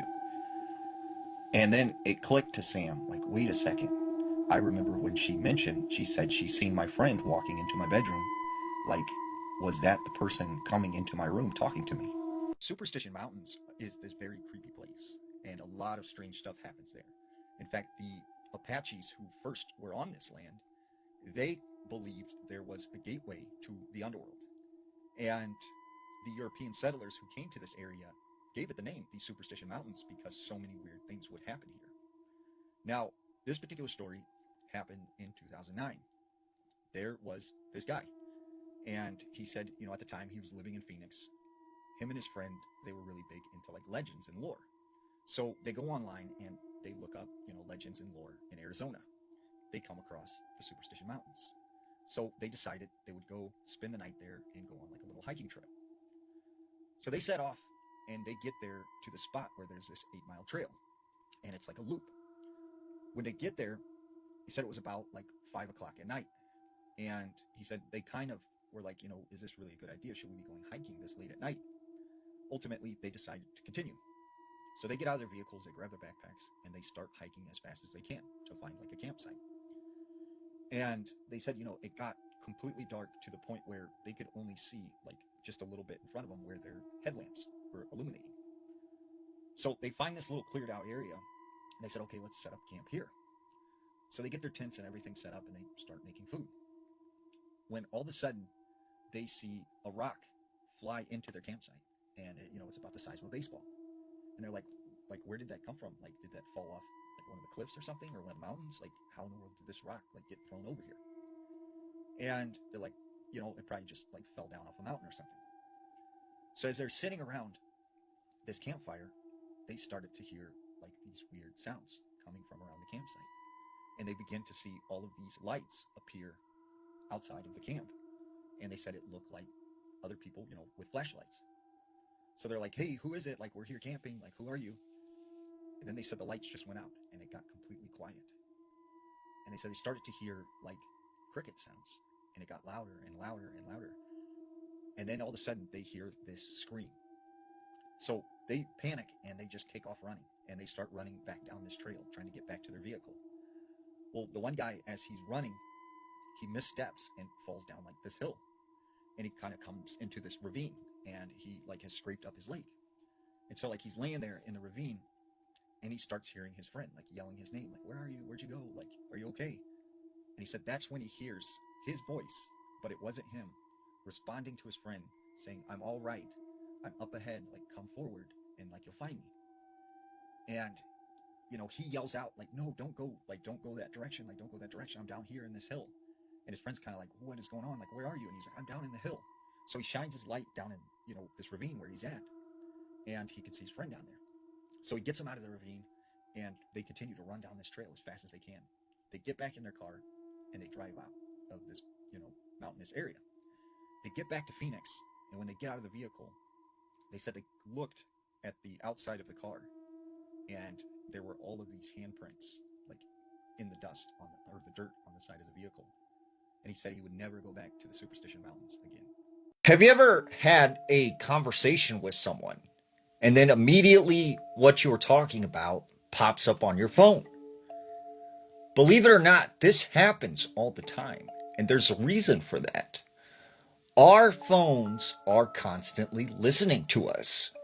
Now, when you sign up for any site online, you agree to the terms and conditions, which says you give them permission to access your video camera, your microphone inside your phone and record your conversations.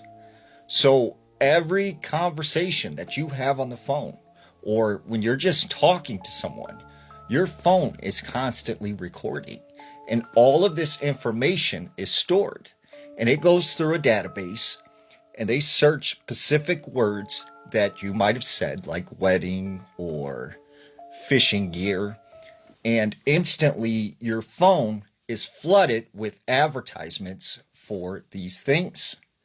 So when people used to say, hey, there are tiny cameras or microphones hiding everywhere listening to you, well, that's true, because you have a cell phone. We all have phones, and they are constantly recording us and listening to everything that we say. Greetings all, some pretty exciting news coming up.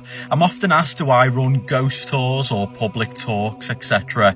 And well, the weekend of the 20th of June, next Saturday from the time I'm making this video, I'll be hosting the Witches Coven event in York. So York is one of my absolute favourite historical haunted cities. It's full of ghosts, folklore.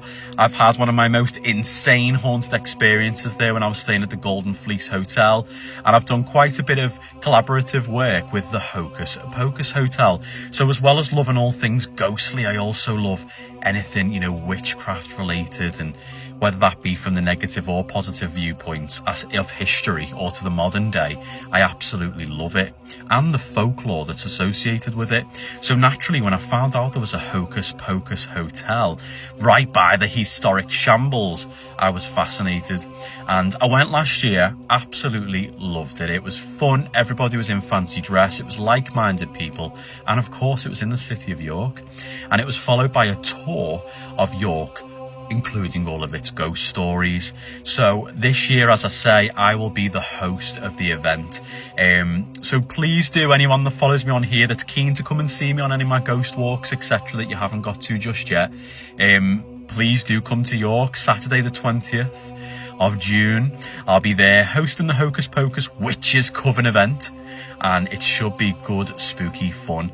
A bit of a just over halfway to Halloween. Halloween's a lifestyle, isn't it, folks? It's not just for October, no. It's for the entire year. And when it's hot and warm like this, you know, we miss a bit of our Halloween, don't we? Well, let me bring it to you early, whether you're a witch or you're bloody not. Let's do it. So, hope to see you in York next weekend.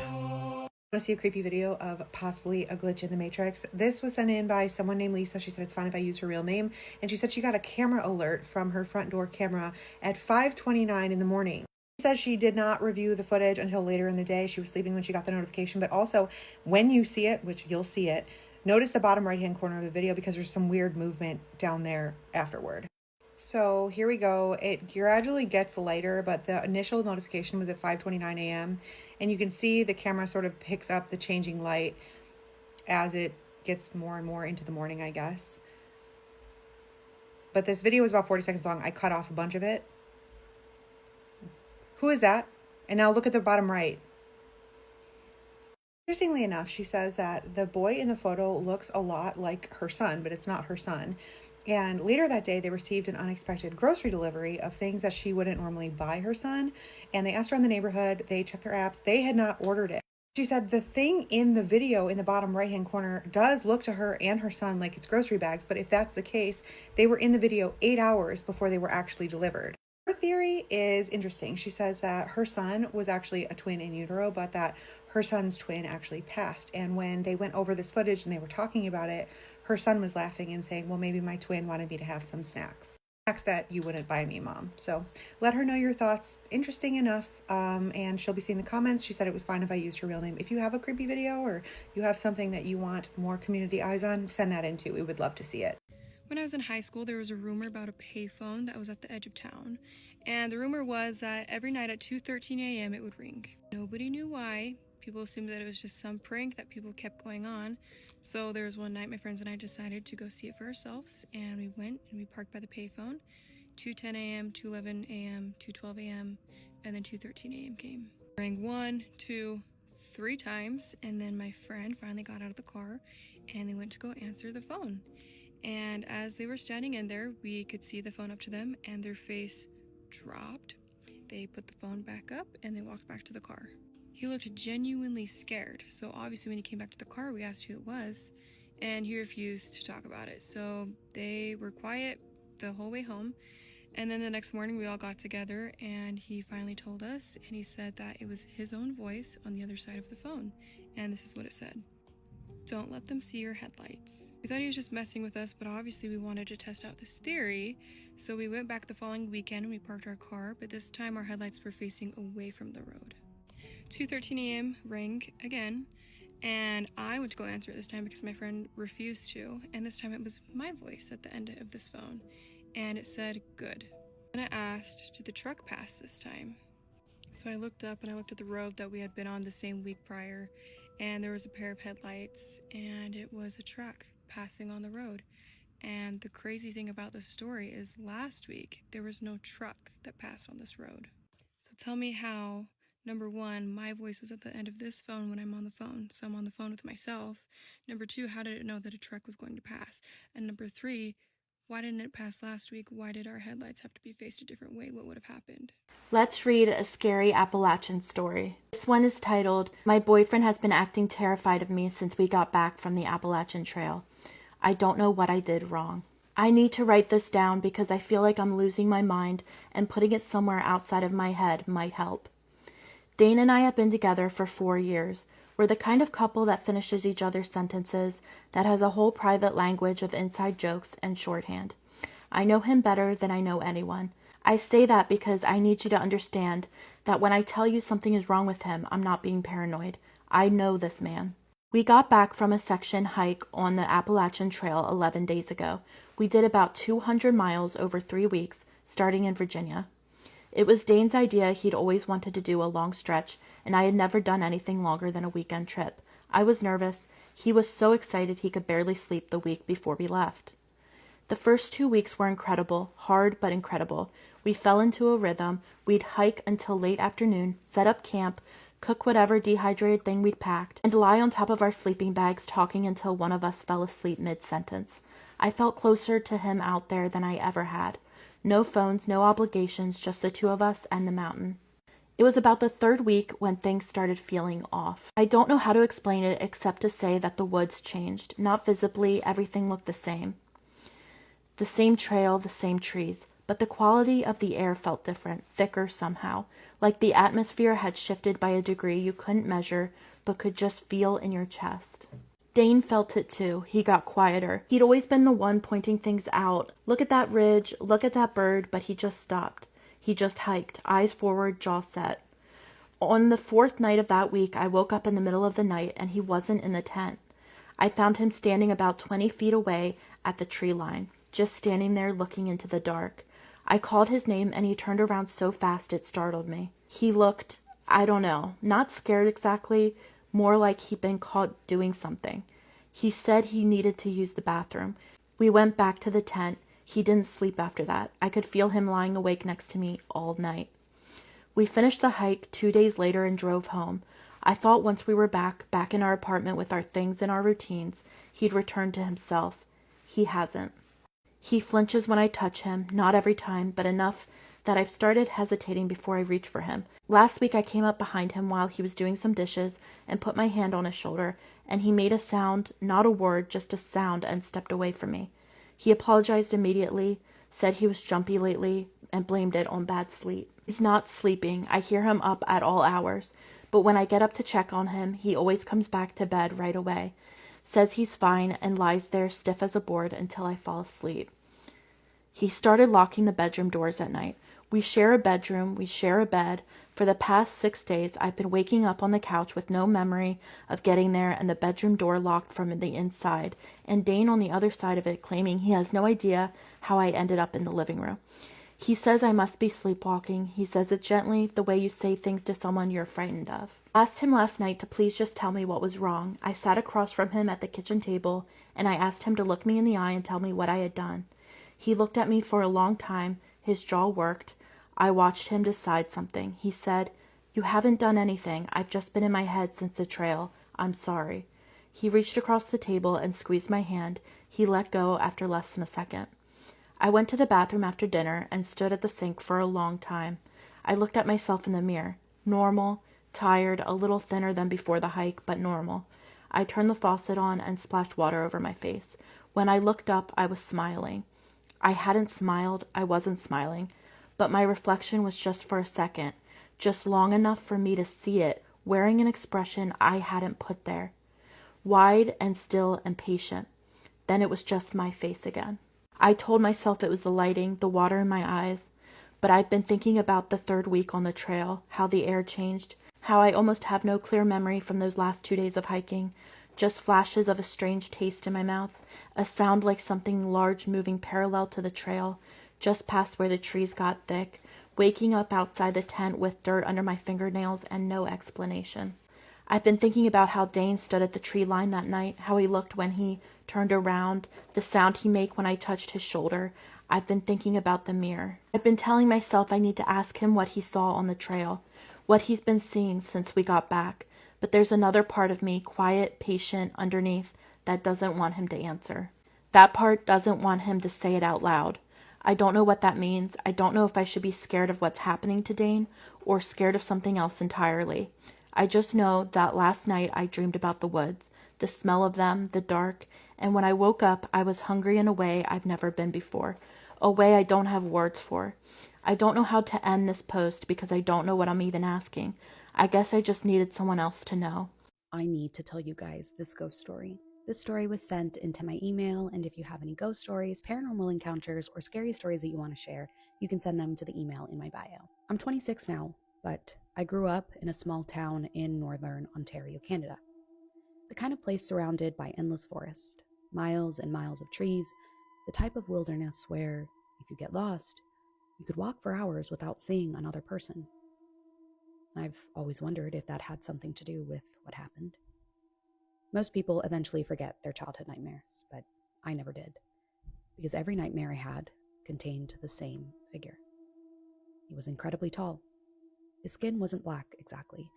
It was like a dark blue, so deep that it almost looked black in the shadows. From a distance, he almost looked human, but there was always something wrong about him. It was something ancient, something predatory. The strangest part was how well dressed he always appeared.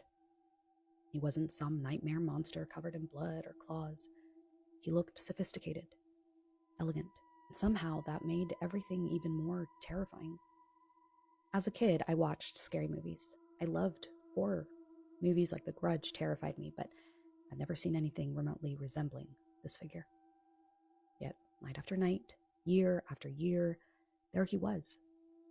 The dreams were never exactly the same. There'd be different places, different situations, different people. But the one constant was him. Sometimes he would be in the background watching. Sometimes he was the one chasing me. But he was always there, waiting for me.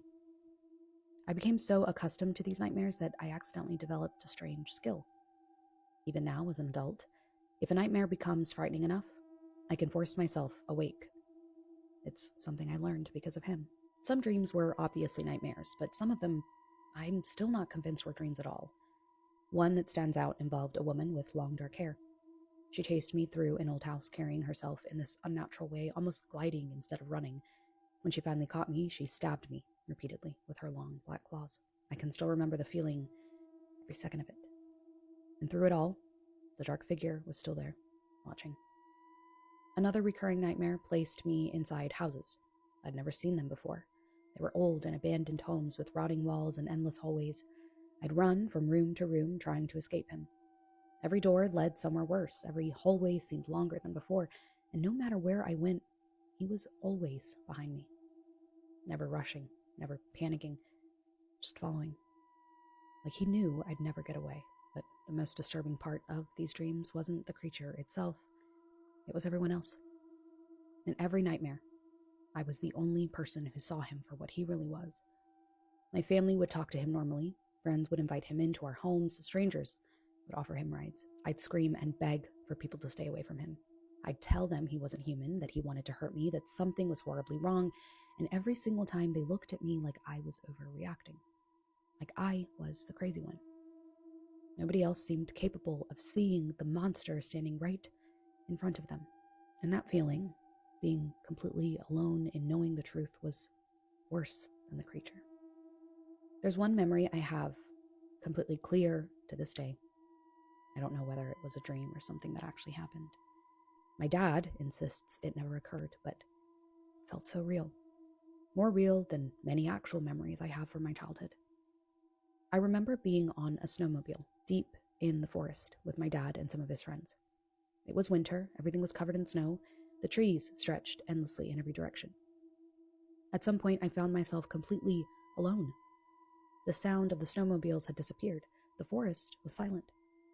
I remember standing there looking around, trying to figure out where everyone had gone. That's when I saw it. A fallen tree.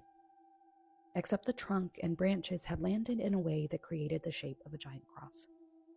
The shape looked so perfect that it almost seemed intentional.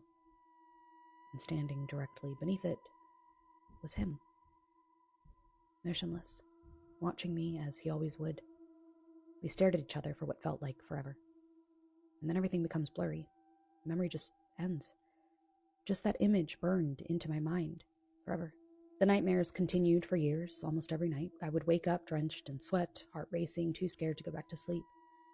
Eventually, the fear followed me into the daytime. I became afraid even when I was awake, because I knew I would eventually have to sleep again, and he would be there waiting. The nightmares finally reached their peak with one final dream. In that dream, he'd taken everyone I loved, my family, my friends, everyone I held dear. I remember searching desperately for them until I finally found him, waiting for me. I wanted to confront him. I wanted to scream, to demand he leave me alone, to fight back, but when I opened my mouth, no sound came out. I couldn't speak. I couldn't move. I couldn't even take a step. All I could do was stand there, helpless, while he watched. And then I woke up. After that night, something changed. The reoccurring nightmares gradually stopped. The figure started to disappear. Years passed, and then decades. I've had nightmares since then, but never with him. He's never returned. But he left his mark. Because any time I'm unfortunate enough to have a nightmare, the first thing I do when I realize it is look for him, expecting to see him standing, waiting, and watching, as he had done so many times before. I need to show you these paranormal videos. I originally saw coverage of this haunting on Bizarre Bub's YouTube channel, and the original poster of these videos is a woman named Catalina. I'll put her username right here in case you want to go over there because she does have way more context to the haunting. The video starts with a mother and daughter trying to capture a rat that was in their laundry room, but then they end up catching something else on camera that they were not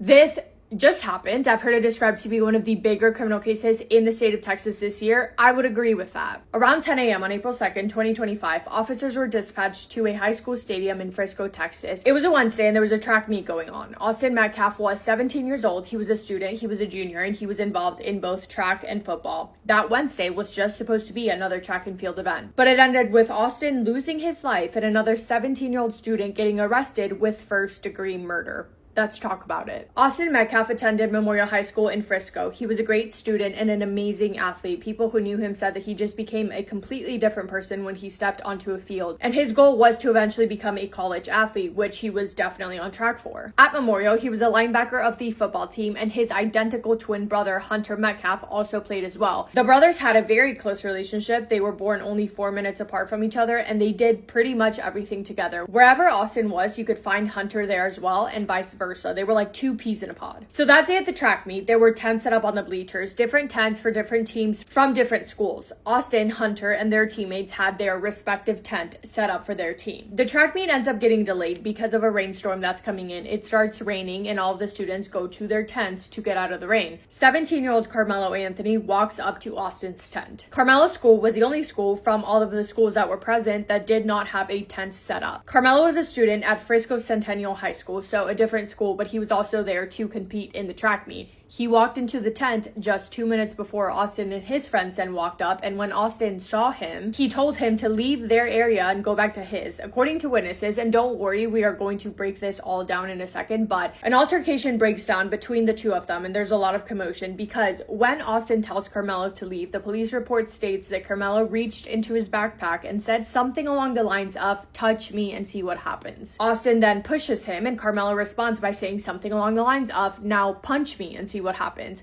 Austin puts his hands on him, and Carmelo pulls out what has been described to be and he stabs Austin once in the chest with it. Then he runs down the bleachers and onto the field. Austin grabs his chest and he collapses, and then there's chaos when the 25 to 30 students start scattering around the bleachers. Everything that I just told you happened within a matter of 4.5 minutes. You can imagine how chaotic and scary and terrible it must have felt. When authorities arrived at the scene, some officers immediately went to where Austin was. Another one went to where Carmelo was. After he ran out and onto the field, he had ran towards one of his coaches. And life-saving measures to save Austin's life began immediately. They began performing performing CPR, and very soon after they transported him to a hospital. But despite their best efforts, Austin Metcalf would not make it. His identical twin brother Hunter was holding him in his arms when he passed away at 10:53 a.m. Quote, I put my hand on there, I grabbed his hand and I looked in his eyes. I just saw his soul leave and it took mine too. Very sad. It all happened very quickly, and losing Austin would affect so many people, not only his immediate family, but all the other people who knew him and loved him. 17-year-old Carmelo Anthony was then arrested and charged with first-degree murder. So let me tell you a little bit more about who Carmelo Anthony is. He was obviously a high school student, a good student. He had a 4.0 GPA. Like Austin, he also played football. He was on the track team at his school. He was actually voted captain of his football team by his teammates. He grew up in a loving household with both of his parents, and I think that he has a little sister as well. Some of his hobbies were playing chess and going camping. His goal was also to become a college athlete, and he was having conversations to make that happen.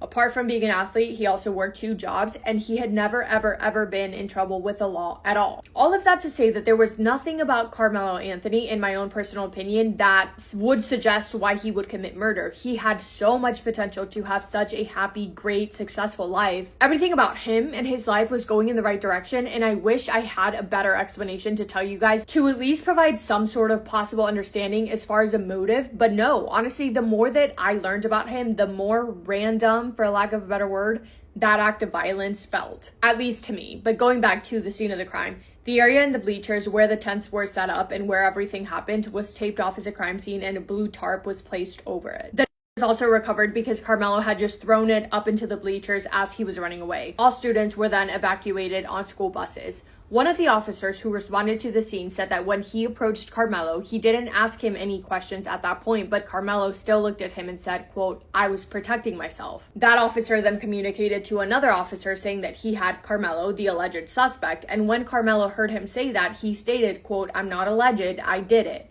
So he immediately was very forthcoming and not denying that he did what he did. And as he was being walked over to the patrol car, he became very emotional. He started crying, saying, quote, he put his hands on me, I told him not to. And once he was sitting in the police car, he asked if Austin Metcalf was going to be okay. Carmelo Anthony was taken to Collin County Jail on a $1 million bond. His bond was then reduced to $250,000, which he paid, and he was released on bond that same day. He would be tried as an adult because under Texas criminal justice system, defendants aged 17 or older are prosecuted as adults, and then both the prosecution and the defense began prepping for trial. So this was never a case of did he do it or did he not do it, because obviously there were so many witnesses. There was also CCTV footage of it happening, even though the quality wasn't the best. There was no debating that. It was more so a case of why did he do it, because that would determine if the first-degree murder charge was changed to either manslaughter or possibly something else, which in turn would massively affect his sentence. And this case immediately became massive. It was all over the media. It started up a lot of controversial conversations, all while Austin's family was trying their best to navigate this grief, and while Carmelo's family was facing a lot of both support but also hate and rage from the public. There were people who were supporting Carmelo, but equally as many people who wanted him behind bars as soon as possible. A grand jury indicted Carmelo Anthony on charges of murder back in June of 2025, and on June 1st of 2026, his trial began with jury selection. Potential jurors filled out a questionnaire, and the jury pool included nearly 600 people. It was decided that there was going to be no cameras allowed in court, and space for the public inside of the courthouse was extremely limited. Now, jury selection in itself was a whole thing. There was a lot of back and forth, but ultimately, out of the 600 potential jurors, a jury of 12 was picked. It included 3 Asian women, 1 Middle Eastern woman, 1 woman of color, and 7 white men. So, notably, no black jurors were selected to serve. During jury selection, the prosecution struck 3 black female jurors from the pool, meaning that they did not want them to be in the jury. And I believe the prosecution's reason for striking those 3 jurors was because they were educators. But correct me if I'm wrong, or if you know anything more, like details on that, let me know. Anyway, ultimately, the judge sided with the prosecution and permitted the strikes, and we got the jury of the 12 people that I just mentioned. Now, let's get into what actually happened at trial. The trial took place at the Collin County Courthouse in McKinney, Texas. Carmelo was facing anywhere between 5 to 99 years if convicted of murder, which is a first-degree felony. However, jurors could have also found that he acted under sudden passion, which could have limited his sentence potentially down to 20 years. Reducing the charge to manslaughter was also in the conversation. So the difference between those two is that first-degree murder means that you planned and or might have known the story of real-life boogeyman. Intended to murder someone, while manslaughter means that a death happened without that intent, often in the heat of a moment or through reckless behavior. As far as sudden passion goes, that would mean that the murder happened in the heat of an intense emotional reaction like fear, anger, or terror, triggered immediately by the other person's actions rather than something planned or calculated. So that would apply if the defense argued that Austin was the person who provoked Carmelo, not the other way around. But the defense's argument was going to be claiming self-defense, which we're going to get into in a second. Jurors heard testimony over 4 days, and like I said, there were a ton of restrictions, such as no cameras inside of the courtroom. So everything that we know about this trial, we know from the people who were there and reported on it. The prosecution's argument was that this was premeditated, arguing that Carmelo Anthony had the inside of his backpack. It was a pocket one, and they argued that it was already opened, therefore saying that he knew that he was going to use it even before he pulled it out. So their belief was that he knew that he was going to use it on someone, he wanted to use it on someone, and he provoked Austin to make him mad enough to give him a reason to use it. The defense, on the other hand, was claiming self-defense from day one, and from my understanding, they did not even acknowledge why Carmelo had it on his person to begin with, which I don't know, I feel like if you're talking about premeditation, if there was a completely unrelated reason as to why Carmelo was carrying that in his backpack, it would have been beneficial probably for the defense to say, no, look, this was in his backpack because he was going camping or hunting, I don't know. Just providing an explanation that would back up their argument that he wasn't planning on doing anything. If they did believe that to be the case, which they did because they were defending him, however, they didn't talk about that at all. I don't think they gave a reason at all as to why he had it in the first place, which by the way was not illegal in the state of Texas because it's not illegal to carry that on you as long as it's smaller than 5.5 inches. Obviously very much against school policy, but not illegal. But the defense didn't talk about that at all. They just focused on the argument that he did use it as self-defense, saying the opposite that the prosecution was claiming and telling the jury that Austin provoked him and that all he was doing was protecting himself. They also argued different reasons as to why Carmelo ran away immediately after. The prosecution saying that it was because he was trying to hide because he knew what he did, he knew it was wrong, and him running away was him admitting his guilt. The defense admits that, yeah, he did run away, but because he was still in self-defense mode, his way of defending himself now was removing himself entirely out of the situation and getting as far away from it as possible. The prosecution called 21 witnesses in total, including student athletes, police officers, investigators, and other witnesses, as well as the medical examiner, who testified that Austin's injury was through the heart, describing the wound as gaping 2.5 inches in length and not survivable. The defense only called 6 witnesses and they did not have Carmelo testify. Several teenage witnesses became emotional while they recounted the events that happened in April of 2025. Friends and teammates spoke very highly about Austin and about how much they love and miss him and about how traumatic it was witnessing what happened with their own eyes. And the courtroom, understandably so, felt very emotional. One coach testified. He was a coach from a different school, but he was at that track meet that day. And after Austin collapsed to the floor, he ran over to help while a different coach was on the phone with 911. Austin was struggling to breathe and then he completely stopped breathing. And the coach on the phone is telling 911 that he needs help, that he can't breathe, and they tell him to start CPR. And then Austin begins making these gasping breathing sounds, and the coach who was on the phone with 911 gets a glimmer of hope because he's thinking, oh good, he's still here, he's still with us, he's fighting to breathe, but he is beginning to breathe a little bit. But the coach that testified that was attending to Austin the day of, he was a 14-year combat veteran, meaning that he had experienced and witnessed many deaths before, and he spoke about how heartbreaking it was to hear the sounds coming from Austin and to hear the other coach thinking that it was a good sign, because this is so sad, because the sound that Austin was making is what people refer to as the death rattle. It's a gurgling, breathing sound that occurs when a person is near the end of their life.